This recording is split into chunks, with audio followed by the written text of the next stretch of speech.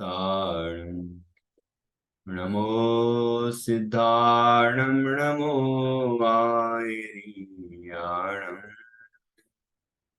नमो वज्रायाणम् नमो लोहे सौसाहुणम् मङ्गलं भगवान् वीरो मङ्गलं गौतमो गणी मङ्गलं कुन्दकुन्दाद्यो जैनधर्मोऽस्तु मङ्गलम् सर्वमङ्गलमाङ्गल्यं सर्वकल्याणकारकम् प्रधानं सर्वधर्माणां जैनं जयतु शासनम्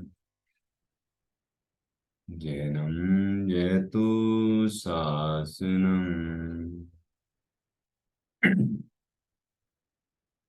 यस्य स्वयं स्वभावाप्ति रमावे कृत्स्नकर्मणः तस्मै संज्ञानरूपाय नमोस्तु परमात्मने।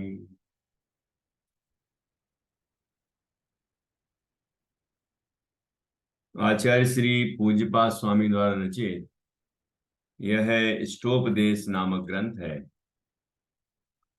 इसके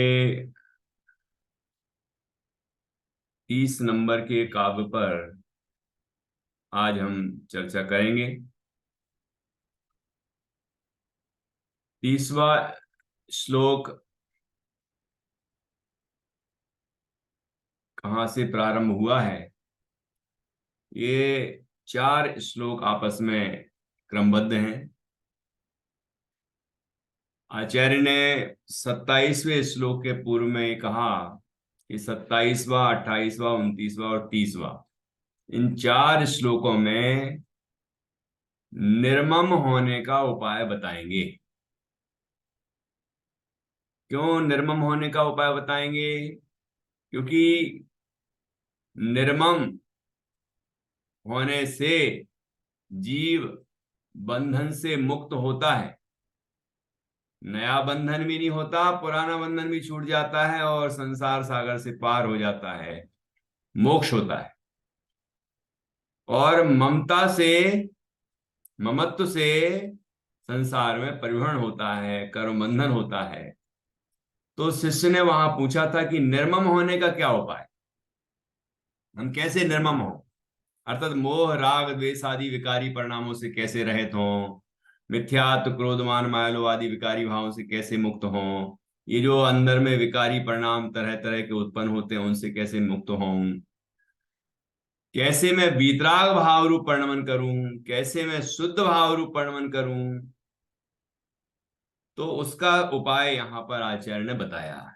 सबसे पहले 27वें श्लोक में आत्मा का स्वरूप बताया और आत्मा को समस्त संयोगी भावों से, संयोगों से भिन्न बताया।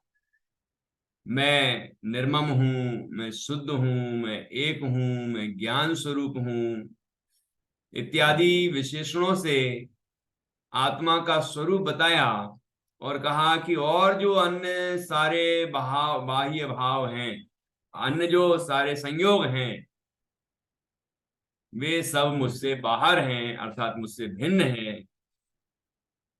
फिर जिन चीजों को बाह्य बताया, संयोगों को, उनमें मुख्य है शरीर, और शरीर के साथ बाकी सब चीजें भी हैं, धन है, संपदा है, परिवार है और बाहर की चीजें हैं।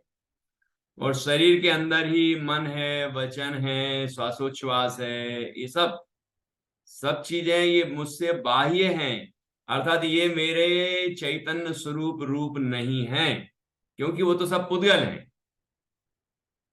तो इन सब से यहां भेद ज्ञान कराया और कहा कि ये सब संयोग मेरे लिए बहुत दुख के कारण हैं। इसके संबंध में पहले भी बहुत सुंदर चर्चा हुई है, धन के संबंध में, भोगों के संबंध में, कि ये आगे आगे अनंत दुख रूप ही होते हैं। जैसे धन के बारे में कहा था, धन कमाने में अनंत दुख होता है, उसके संरक्षण में उससे अनंत गुणा अनंत दुख होता है, और उसके विनाश में और अनंत गुणा अनंत दुख होता है। ऐसी पंचेंद्रिय के भोगों के संबंध में कहा था कि भोग प्राप्त करने में जीव को अनंत दुख होता है, भोगते समय भी अनंत दुख होता है, और उस जब अंत उसका भोग को छोड़ने का समय आता है तो छोड़ा नहीं जाता, छोड़ने में भी अनंत दुख होता है। तो ये तो सब दुख रूप हैं। तो जितने भी संयोग हैं ये सब दुख रूप हैं, इनमें जो अपनापन है वो दुख रूप है। इसलिए इन सब संयोगों को मैं त्यागता हूं, ऐसी भावना 28वें श्लोक में की। फिर 29वें श्लोक में भी आचार्य ने कहा कि ये जो शरीर का छूटना है उसे मृत्यु कहते हैं, शरीर का संयोग होता है उसे जन्म कहते हैं।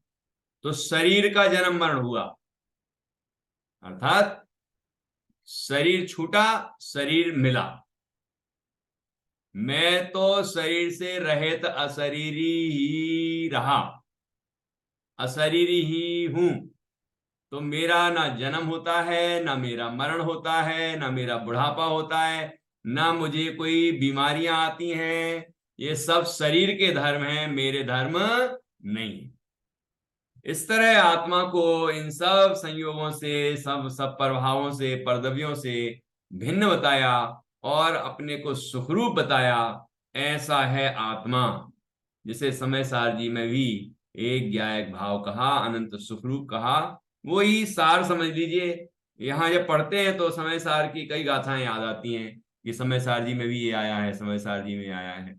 क्योंकि समय सार जी तो मूल है, अध्यात्म की परंपरा पंच परमागमों से ही प्रवर्तित होती है। आगम की परंपरा सठखंडागम से प्रवर्तित होती है। तो आगे के जितने ग्रंथ मिलेंगे उसका मूल वहां स्रोत आपको जरूर मिलेगा। तो ऐसी बड़ी सुंदर चर्चा की। न मैं बालक हूं, न मैं वृद्ध हूं, न मैं युवा हूं, ये तो सारी पुद्गल की पर्यायें हैं। ये रोग है, ये मृत्यु है, ये जन्म है, ये सब मेरे नहीं है। जब मृत्यु मेरी नहीं होती तो डरने की क्या जरूरत, बीमारी जब मुझे नहीं होती तो डरने की क्या जरूरत है ना। तो ऐसी बड़ी सुंदर चर्चा की, ये विचारणीय है। आप बताइए निधि जी, जब कोरोना काल आया तो लोग ये विचार कर रहे थे क्या कि रोग मुझ में नहीं आया, शरीर में आया है और मैं उससे भिन्न हूं, बल्कि ये विचार कर रहे थे कि कहां से आया और मुझे आया, मुझे ना आ जाए। सब इस तरह का विचार कर रहे थे। क्या षड्यंत्र है इसके पीछे, कौन से देश से आया है, पता नहीं क्या बातें कर रहे थे। अब मुझे आ गया तो मैं क्या करूंगा, उसका क्या इंतजाम होगा, वो सिलेंडर मिलेगा कि नहीं मुझे, वो ऑक्सीजन प्राप्त होगी कि नहीं होगी, हॉस्पिटल में वो सीट मिल पाएगी कि नहीं मिल पाएगी, इस पे चिंतन चल रहा था। वो वैक्सीन लग जाने के बाद मैं बिल्कुल सुरक्षित हो जाऊंगा, इस पे चिंतन चल रहा था। ये विचार कर रहा था कोई क्या, ना में मृत्यु कुतो भीतिर, ना में व्याधि कुतो ये व्यथा, ना हम बालो न वृद्धो हम, ना युवैतानि पुद्गले। ये सब पुद्गल हैं और मैं एक ज्ञायक भाव हूं। बाबू युगल जी कहते थे ये शुद्धात्म तत्व एक वज्र की चार दीवारी में सुरक्षित है, वज्र की, जिसे कोई भेद नहीं सकता। और वो चार दीवारी किसको कहते थे, स्वद्रव्य, स्वक्षेत्र, स्वकाल और स्वभाव। तो स्वद्रव्य, स्वक्षेत्र, स्वकाल और स्वभाव की अपेक्षा में अस्थि रूप हूं, और परद्रव्य, परक्षेत्र, परकाल भाव की दृष्टि से मैं नास्ति रूप हूं। अर्थात परद्रव्य, परक्षेत्र, परकाल, प्रभाव मेरे में आ ही नहीं सकता, और स्वद्रव्य, स्वक्षेत्र, स्वकाल और स्वभाव से मैं बाहर जा ही नहीं सकता। ऐसा मैं पर से सुरक्षित और अपने में परिपूर्ण तत्व हूं। ये कितनी सुंदर चर्चा है। ये चिंतन होना चाहिए। ये चिंतन हो तो बीमारी का भय ना हो, मरण का भय ना हो। देखो लिखा कि नामे मृत्यु कुतो भीति, जब मुझे मृत्यु ही नहीं होती तो मुझे डरने की क्या जरूरत है मौत से। जब मुझे बीमारी होती ही नहीं तो मुझे व्यथा पीड़ित होने की क्या जरूरत है। और जब मैं बालक नहीं हूं, वृद्ध नहीं हूं, युवा नहीं हूं, तो इन सबको अपना क्यों मानना। ये तो सब पुद्गल हैं। इतनी सुंदर बात कही। अब 30वां श्लोक है, जो इस जो 4 श्लोकों का समूह बताया था उनमें आखिरी है निष्कर्ष का। यहां भोगों के संबंध में बात की कि अनादिकाल से जितने भी हमने भोग भोगे हैं और छोड़े हैं, अब हम उन्हीं भोगों के लिए फिर से पाने का प्रयत्न कर रहे हैं। या अनंतों बार छोड़े और फिर से हम पाने के लिए अपना पूरा समय, पूरी शक्ति, पूरी ताकत लगा के बैठे, पूरा उपयोग उसी में धरा हुआ। कैसे ये भोग मिले, कैसे रोटी मिले, कैसे कपड़ा मिले, कैसे मकान मिले, कैसे धन मिले, कैसे क्या हो, कौन दे दे, सरकार देगी कि हम कोई और देगा, पता नहीं कहां से आएगा। मतलब उसी के चिंतन में हम निरंतर लगे हुए हैं। फिर छोड़ देंगे और फिर यहीं पड़ा रह जाएगा। इतनी सुंदर बात कही कि हम किसके लिए प्रयत्न कर रहे हैं। और मुहुर्मुहु ये शब्द का प्रयोग आया, बार बार बार बार जिनको हमने छोड़ा है उनको फिर से पाने के लिए हम निरंतर प्रयत्न कर रहे हैं। तो ये हमारी कोई समझदारी नहीं है। और हमें क्या करना चाहिए ये भी बताएंगे। देखो बहुत सुंदर श्लोक है, 30 नंबर का श्लोक है। आचार्य पूज्यपाद स्वामी कितने, मतलब 52 नहीं 51 श्लोक हैं पूरे। इतने संक्षिप्त ग्रंथ है, सारभूत ग्रंथ है।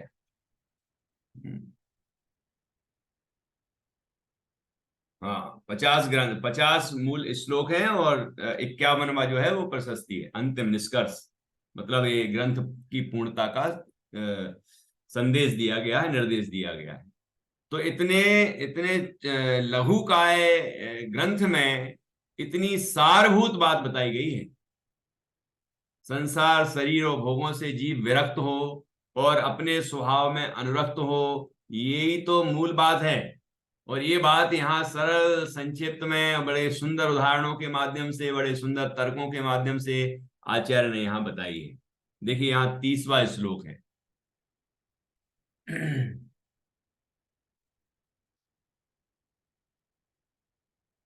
इसके ऊपर की जो उत्थानिका है कल हमने पढ़ ली थी, फिर भी एक बार पढ़ेंगे यहां से। ये ऊपर का तो हो गया पिछले श्लोक का भावार्थ, अब यहां से शुरू होता है। ये 30वें श्लोक की उत्थानिका है, भूमिका है। पुनः भावक ही, भावना करने वाला ही स्वयं आशंका करता है। स्वयं उसके अंदर से ही ये प्रश्न उत्पन्न होता है। जब ऊपर की बात सुनी ना 3 श्लोकों में, तो वो स्वयं ही अंदर प्रश्न करता है। क्या प्रश्न करता है? तब प्राप्त करके छोड़ दी हुई वे शरीर आदि वस्तुएं पश्चातापकारी बनेंगी। अर्थात यदि उक्त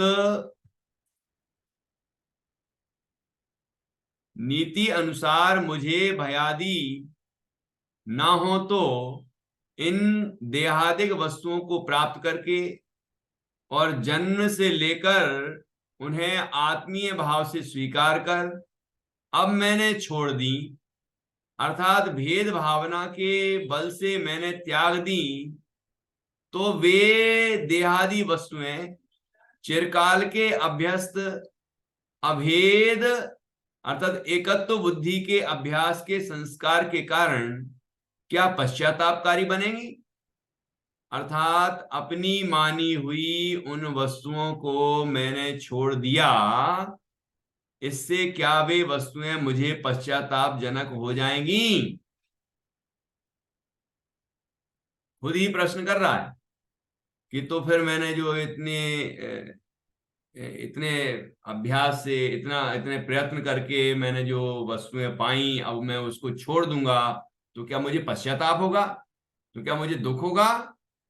यहां भावक स्वयं ही प्रतिषेध का विचार करके कहता है नहीं, ऐसा नहीं हो सकता, क्योंकि ये जैसे मान लीजिए हम लोग धन छोड़ दें, मकान, घर छोड़ दें, मकान छोड़ दें, परिवार छोड़ दें, ठीक है, शरीर में अपनापन छोड़ दें, शरीर का श्रृंगार आदि छोड़ दें, और शरीर से विरक्त होकर अपने चैतन्य की साधना में, आत्म साधना में मग्न हो जाएं, तो क्या ये पश्चातापकारी होगा? इससे हमें अंदर में पश्चाताप होगा कि अरे यार मैंने क्यों छोड़ दिया, अब देखो ठंड का मौसम आ रहा है, कितनी ठंड लगेगी, मैंने क्यों वस्त्र छोड़ दिए, क्यों मैं दिगंबर हो गया, ऐसा सोचेंगे। हैं? अब देखो आहार करने जाना पड़ रहा है और विधि नहीं मिल रही है, और मिल भी रही है तो थोड़ा ही सा खा सकते हैं, ऐसा सोचेंगे।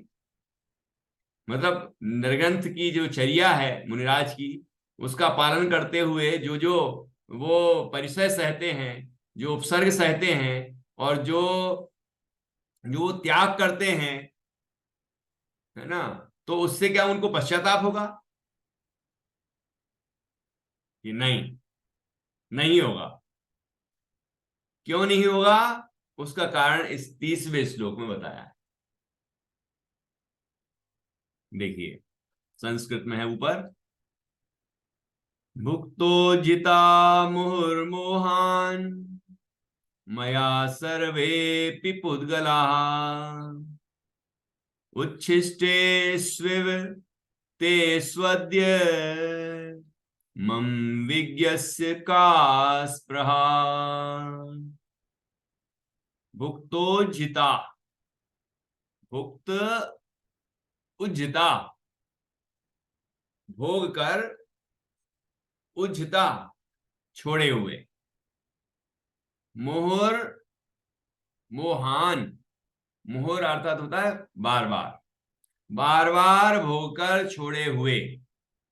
कैसे कैसे उसको भोगे थे हमने?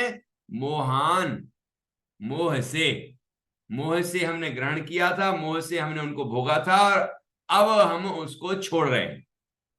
तो क्या होगा? मया सर्वे पुद्गला, मेरे लिए वे सभी जो हैं पुद्गला, पुद्गल ही हैं, या ऐसा कहें मेरे द्वारा वे सभी पुद्गल बार बार मोह के कारण भोग कर छोड़े गए।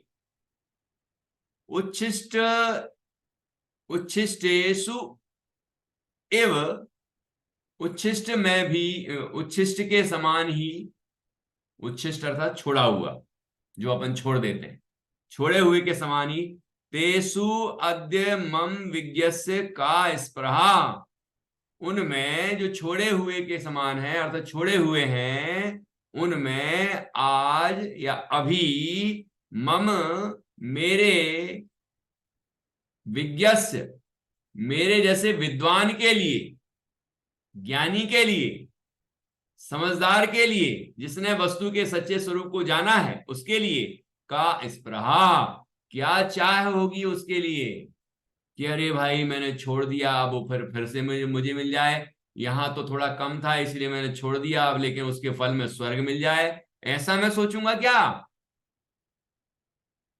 उच्छिष्ट, मुक्तो जिता मुहुर्मोहान मया सर्वे पुद्गला उच्छिष्टेष्वेव ते स्वद्य मम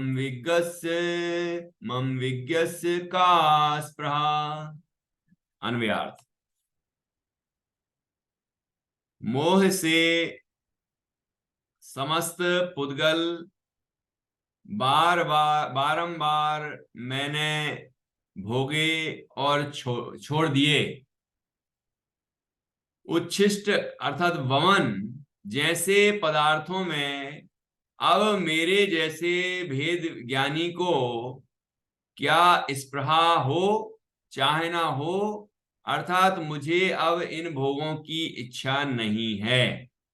देखिए क्या कहा कि मोह से समस्त पुद्गल बारंबार मैंने भोगे और छोड़ दिए। कैसे भोगे? मोह से। क्या भोगे? सारे पुद्गल, ये क्या थे? सब पुद्गल, है ना, सोना चांदी पुद्गल की सेना है, एक भजन है ना। तो ये सब पुद्गल की सेना है, लेकिन जिसको हमने, उसको हमने छाती से लगा के रखा है, हमने उसको प्राणों से ही प्यारा मान रखा है कि इसके बिना तो हमारा जीवन ही नहीं चल सकता।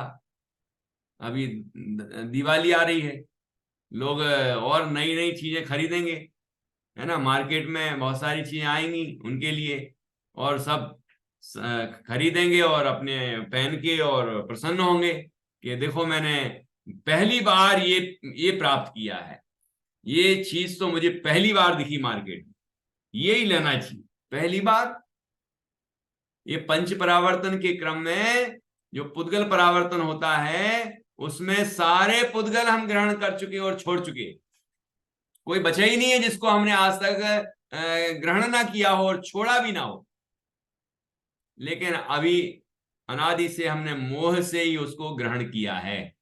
और वस्तुतः यहां पर अभी जैसे अपन ये वाक्य को कंटिन्यू रखें, मोह से समस्त पुद्गल बारंबार मैंने भोगे और छोड़ दिए। तो मोह से ही छोड़े,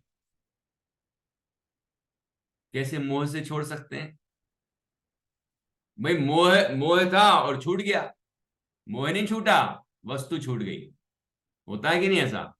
मोह नहीं छूटता, वस्तु छूट जाती, कोई चोर चुरा ले गया, किसी ने छीन ली, कहीं गिर गई, या अपन निकल लिए, मतलब आयु पूरी हो गई तो घर तो वहीं पड़ा रहा और अपन चले गए, मोह तो छूटा ही नहीं।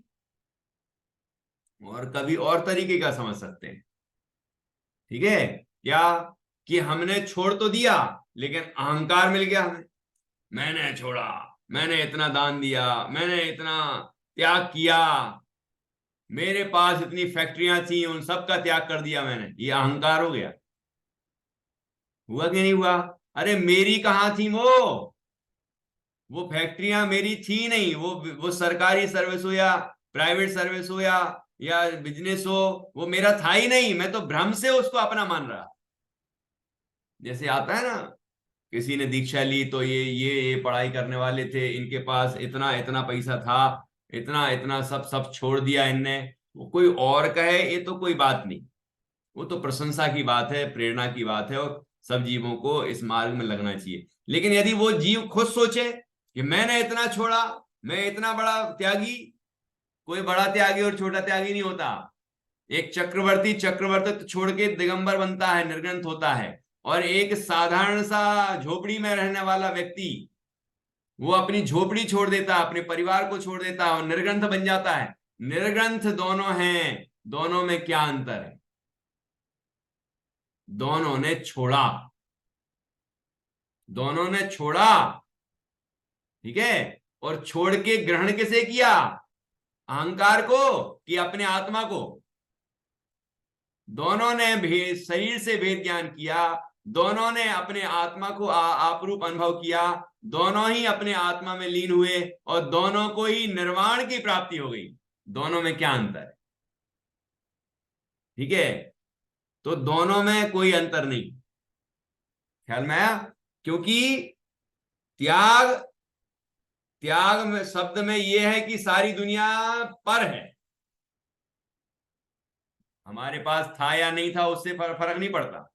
एक भिखारी व्यक्ति हो, वो कहेगा कि मेरे पास तो कुछ है ही नहीं, छोड़ने के लिए कुछ है ही नहीं, कि नहीं, छोड़ने के लिए है क्या, कि जो ये मोह छोड़ने के लिए, क्या छोड़, क्या क्या कर रहा है वो मोह, ये बिल्डिंग मुझे मिल जाती, ये जो सेठ जी हैं मुझे अपना पैसा दे देते, मेरी गरीबी दूर कर देते, मतलब उसको पाने की तो बहुत इच्छा है, तीव्र लालसा है, लेकिन अब दे नहीं रहा कोई, या उसका पुण्य नहीं है इतना, इसलिए कोई देने वाला नहीं मिल रहा है, या उसको मिल भी नहीं रहा है, लेकिन वासना तो उसको है। उसने वासना छोड़ी, उसने अपना मोह छोड़ा, पर में अपना तो छोड़ा, वो असली छोड़ना हुआ। ये असली छोड़ना नहीं हुआ कि हमने इतना छोड़ा, हमने इतना छोड़ा और उसका अहंकार करने लग गए, कि नहीं भाई, उसका कोई अहंकार करने योग्य नहीं है, क्योंकि ये तो क्या है, हमने तो बड़े बड़े पद छोड़े हैं और बड़ी बड़ी संपदाएं छोड़ी हैं, स्वर्गाधिक की संपदाएं छोड़ी हैं, तो उसमें अहंकार की क्या? क्योंकि वो तो छोड़ा क्या है, वो छूटा ही हुआ था, हमने उसको अपना मान लिया था। वो तो पुद्गल था, मेरे द्रव्य क्षेत्र काल भाव से भिन्न ही था, नास्ती है मेरे अंदर उसकी, लेकिन मैंने भ्रम से उसको अपना मान लिया। अत्यंत अभाव था उसमें, लेकिन हमने उसको अपना मान रखा था, तो वो अपना मानना छोड़ दिया। ज्ञान ही प्रत्याख्यान है। समय सारणी में आया, ज्ञान ही प्रत्याख्यान है, कि वो ज्ञान हुआ कि ये मैं नहीं, ये मेरा नहीं, यही प्रत्याख्यान, यही त्याग है। प्रत्याख्यान का अर्थ त्याग है। ख्याल में आया? तो मोह से समस्त पुद्गल बारंबार मैंने भोगे और छोड़ दिए। उच्छिष्ट जैसे, उच्छिष्ट का अर्थ है वमन। वमन का अर्थ होता है, आप तो डॉक्टर हैं, पता ही होगा, उल्टी। ठीक है, वमन का अर्थ होता है उल्टी, वॉमिटिंग। जैसे हमने अच्छा बढ़िया बढ़िया भोजन किया, बढ़िया व्यंजन खाए एक से एक, ठीक है, पई पकवान, और खाने के बाद हो गई उल्टी। जब खा रहे थे तो थाली में रखे थे, बड़े अच्छे लग रहे थे और ग्रहण करना चाहते थे, और ग्रहण कर लिए, बड़ा अच्छा महसूस हो रहा था, लेकिन वो हो गई अब उल्टी। अब उल्टी पड़ी है, बोलो उसको कितने प्रेम से देखेंगे हम, कितनी लालसा से देखेंगे हम। वहां तो जब थाली में सजे थे और जहां भी सजे हुए थे टेबल पे, तो वहां तो हमें ऐसे लग रहे थे कब मिल जाए, कितना खाएं हम, और खाएं और खा लें। अब वो जो उच्छिष्ट है, अब वो जो वमन है, उसको देखने की भी इच्छा होगी क्या? ये है त्याग। ठीक है ना, ये है त्याग, समझ पूर्वक त्याग। देखो यहां क्या कहा कि उच्छिष्ट अर्थात वमन जैसे पदार्थों में अब मेरे जैसे भेद ज्ञानी को क्या स्पृहा हो चाहे ना हो, अर्थात क्या मैं उसको चाहूं? कि बिल्कुल नहीं। ठीक है, मेरे जैसे भेद ज्ञानी को क्या स्पृहा हो, अर्थात उन पदार्थों के प्रति जिनको मैंने छोड़ दिया है, क्या उनके प्रति मेरे हृदय में, मेरे परिणामों में स्पृहा होने चाहिए, चाह होनी चाहिए, कि बिल्कुल नहीं होनी चाहिए। अर्थात मुझे अब इन भोगों की इच्छा नहीं है, अब मैं, मुझे ये भोग नहीं चाहिए। भोग बुरे भव रोग बढ़ावें, बैरी हैं जग जी के। ठीक है, भोगत तो, भोगते समय तो अच्छे लगते हैं, लेकिन जब उसका फल आता है तो बड़े बुरे लगते हैं। ठीक है ना? अब देखिए अपन इसकी टीका पढ़ते हैं, इतनी सुंदर बात कही है। टीका, मोह से अर्थात अविद्या के आवेशवश, अविद्या अर्थात अज्ञान, अभेद ज्ञान, मिथ्यात्व, मोह।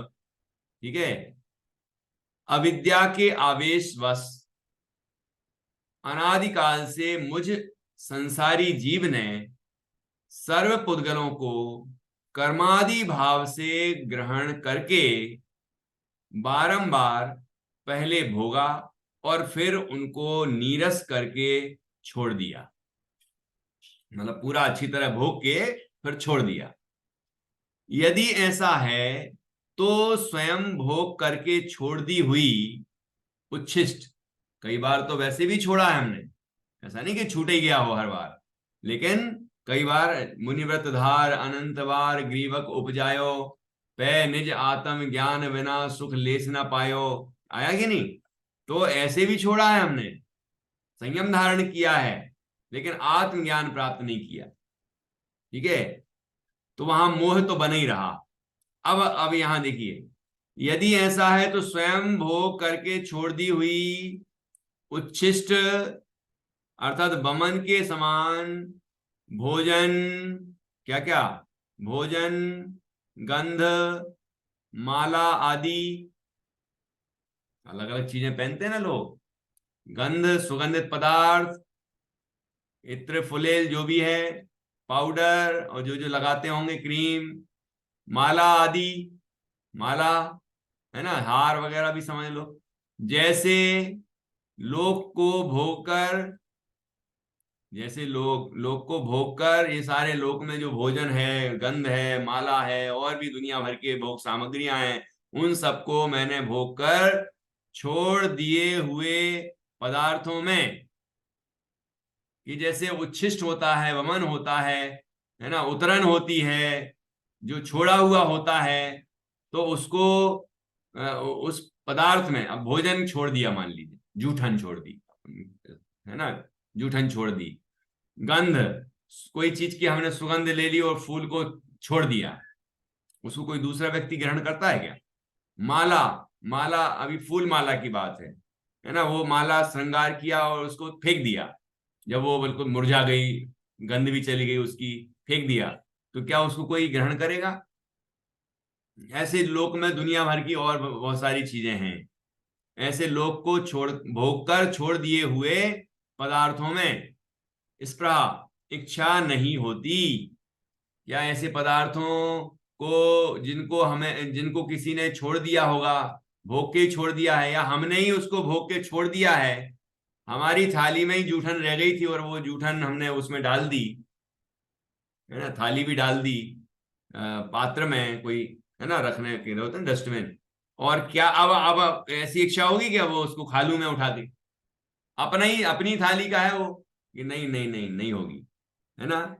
इसी प्रकार अब तत्व ज्ञान से परिणत, अभी तो मोह था तो ये स्थिति है, अब यहां तो तत्व ज्ञान हो गया है, ये समझ में आ गया है कि मैं इस शरीर आदि सर्व पर पदार्थों से भिन्न हूं, ये धन संपदा भोग सामग्रियां सब कुछ पर हैं, पुद्गल हैं, ये मेरे से भिन्न हैं, मैं वस्तुतः इनको भोग ही नहीं सकता, मैंने आज तक इनको छुआ भी नहीं है, ये सब पुद्गल हैं और उनमें अत्यंत भाव है, जिनमें अत्यंत भाव होता है वो उनको मैं छू ही नहीं सकता हूं, वो मेरे अंदर आ ही नहीं सकते हैं, है ना। ऐसा तत्व ज्ञान जब मेरे अंदर पैदा हो गया है, अब तत्व ज्ञान से परिणत विज्ञ अर्थात ज्ञानी ऐसे मुझे उस उच्छिष्ट जैसे पुद्गलों में, वो वमन के समान जो पुद्गल थे जिनको हमने बार बार भोग के और छोड़ दिया है, ऐसे पुद्गलों में क्या स्पृहा होगी,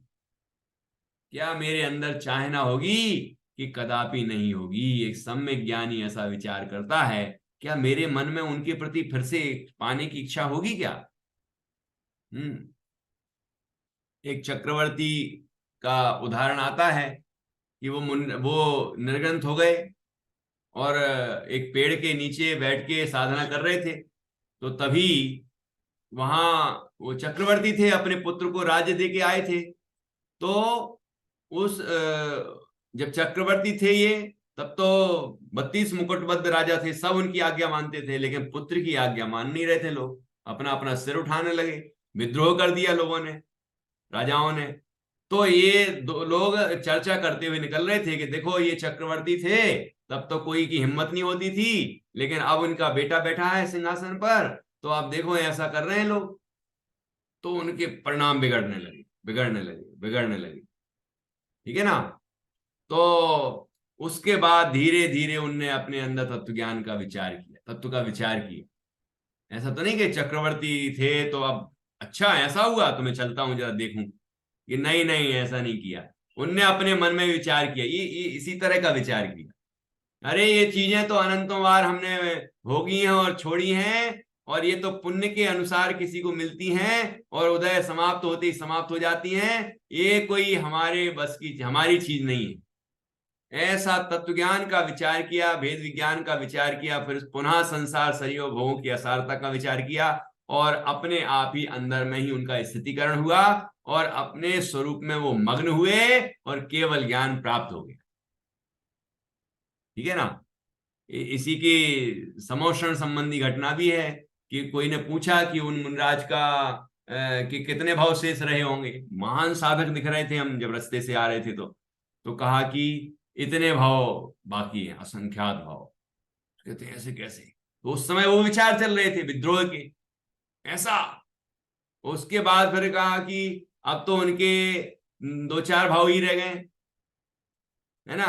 फिर उसके बाद कहा कि वो तो वहां तो घंटियां बजने लग गई, देवों ने धुंधुवियां बजाना शुरू कर दी, कि क्या हुआ, कि उनको केवल ज्ञान हो गया, कि अरे कैसे हो गया, कि ऐसे विचार हुए तो ऐसा बंध बनने वाला था, मतलब इन परिणामों में बंध बनता तो ऐसा बनता, ये परिणाम इस तरह के थे अनंत संसार बढ़ाने वाले, ये परिणाम ऐसे थे कि दो चार भाव लग जाएंगे, ये परिणाम ऐसे हुए कि इसी भाव में मोक्ष हो गया। ये तो परिणामों का ऐसा खेल है। तो कहते हैं कि क्या मुझे ऐसी चीजों की चाहना फिर से होना चाहिए? अब तो मैंने छोड़ दिया इनको, और जो मुझे ग्रहण करने योग्य है उसको मैंने ग्रहण कर लिया। अब क्या मेरे अंदर उनके प्रति चाहना होगी जिनको अनंत बार छोड़ा है मैंने? कि नहीं, कदापि नहीं। वत्स, आचार्य कहते हैं हमसे, वत्स, हे पुत्र, हे भव्य जीव, तू मोक्षार्थी है, मुमुक्षु है, मोक्ष को चाहने वाला है, तो तुझे निर्ममत्व की भावना विशेष करनी चाहिए। वीतरागता प्रकट हो, उसकी वृद्धि हो, उसके लिए निरंतर प्रयत्न करना चाहिए। इस प्रकार स्वयं को संबोधन करता है। भावार्थ, ज्ञानी विचारता है कि जैसे कोई भोजनादि पदार्थों को स्वयं भोग कर छोड़ देता है और छोड़ दिए हुए उच्छिष्ट पदार्थों को फिर से भोगना नहीं चाहता, इसी प्रकार इसी तरह अविद्या के संस्कारवश अनादिकाल के अनेक बार भोग कर छोड़ दिए हुए पदार्थों को अब ज्ञानी होने से मैं भोगना नहीं चाहता, अर्थात अब मुझे उन भोगों के प्रति स्पृहा नहीं होती। यहाँ आचार्य ने मैंने सर्व पुद्गलों को बारंबार भोगा और छोड़ दिया, ऐसा जो कहा है वह व्यवहार नय का कथन है, क्योंकि मैंने आज तक तो किसी पर वस्तु ग्रहण किया ही नहीं है, लेकिन व्यवहार नय कथन है कि पर को मैंने ग्रहण किया और छोड़ा। क्योंकि जो परद्रव्य है वह ना तो ग्रहण किया जा सकता है और ना छोड़ा जा सकता है, ऐसा ही कोई उसका आत्मा का प्रायोगिक अर्थात पर निमित्त से हुआ तथा वैशेषिक अर्थात स्वाभाविक गुण है। इस प्रकार से ये स्वाभाविक गुण है कि पर को ग्रहण करता ही नहीं है, लेकिन व्यवहार में से ऐसा हम कहते हैं कि उसको मैंने ग्रहण किया। ठीक है ना? वस्तुतः तो आज तक मैंने ग्रहण भी नहीं किया और आज तक मैंने छोड़ा भी नहीं है। ये समय सार जी, नीचे दिख रहा है आपको, समय सार जी की 406 नंबर की गाथा का पद्यानुवाद लिखा है नीचे, वहां से लिया गया है। इस तरह से यहाँ बहुत सुंदर वैराग्य का और निर्ममत्व को बढ़ाने वाला, वीतरागता को बढ़ाने वाला ये श्लोक है। अब यहाँ शिष्य प्रश्न करता है। यहाँ शिष्य कहता है कि वे पुद्गल किस प्रकार बनते हैं, अर्थात जीव द्वारा पुद्गल हमेशा बंध को प्राप्त होते रहते हैं, किस लिए और किस प्रकार से, गुरु कहते हैं। अब ये श्लोक अगला आएगा और यहाँ से प्रकरण थोड़ा बदलेगा, बढ़ेगा आगे। ठीक है ना? लेकिन जो 4 श्लोकों में बात कही निर्ममत्व होने की, ये बारंबार विचारणीय है, चिंतन करने योग्य है। इन इन इन विचारों से हम पर के प्रति जो ममता है वो छूटेगी और अपने स्वरूप में और स्थिरता बढ़ेगी। हम सभी निर्ममत्व को प्राप्त करें और अपने अंदर जो पर के प्रति ममत्व है वो सारे ममत्व भाव को छोड़ दें, क्योंकि ये जो पर वस्तुएं हैं ये हमारे द्वारा आज तक ग्रहण की गई नहीं है। आज तक हमने इनको जब ग्रहण ही नहीं किया तो छोड़ा भी नहीं है, लेकिन मोह से हमने माना कि मैंने इनको ग्रहण किया, इनको भोगा और अब मैंने छोड़ा, है ना? वास्तव में तो इनको मैंने छुआ ही नहीं है। तो जिन वस्तुओं को आज तक मैंने छुआ भी नहीं है उनके प्रति हमारी लालसा क्यों है? तो उन सब के प्रति लालसा दूर करें, उन सबको हम त्याग दें, है ना? और अपना जो स्वरूप है जिसमें अनंत वैभव है, अनंत गुण धर्म शक्तियां हैं, ऐसा जो शुद्धात्म तत्व का वैभव है उसको हम जाने, पहचाने, उसमें लीन हो जाएं, उसमें समा जाएं और हम स्वयं इन सब संयोगों से दूर होकर, मुक्त होकर, संसार सागर से पार होकर मोक्ष की प्राप्ति करें। यही मंगल भाव। जिनवाणी सुनी। निज निधि निज में